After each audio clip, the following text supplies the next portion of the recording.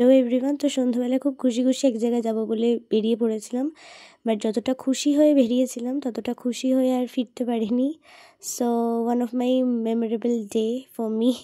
তো যাই হোক না কেন, ক্রিমসে চলে গিয়েছিলাম দাদাইয়ের একটা কেক আনার জন্য, কারণ ওই দিন রাত্রিবেলায় কেক কাটতো দাদাই 12টা বাজলে, মানে দাদাইয়ের 9 তারিখে বার্থডে। তো যাই হোক, এখানে দাদাই দুটো কেক কেটে নিয়েছে। একটা রেড কালারের কেকটা দিয়েছে দাদার একটা বন্ধু, আর হোয়াইটটা আমি দিয়েছি।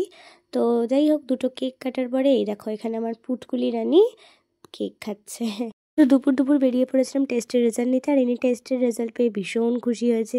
তো বাড়িতে এসে দেখি দিদিভাই নেলস করাচ্ছে। আমার এটা কয়েকদিন আগে করিয়েছি নেলসটা, তো দিদিভাইয়ের ভালো লেগেছিলো, তো আজকে ও করালো আমার একটা বান্ধবীর কাছে। কাল থেকে মুডটা খুবই অফ ছিল, তাই জন্য আজকে আমাকে একটা কিটক্যাট দিয়েছিল। তো বাবি আজকে রেজাল্টের জন্য বিরিয়ানি দিয়েছিল, বাট সেটা 1 চামচ আমি খেতে পারিনি। আমি কাল থেকেই খাবারটা ঠিক খেতে পারছি না।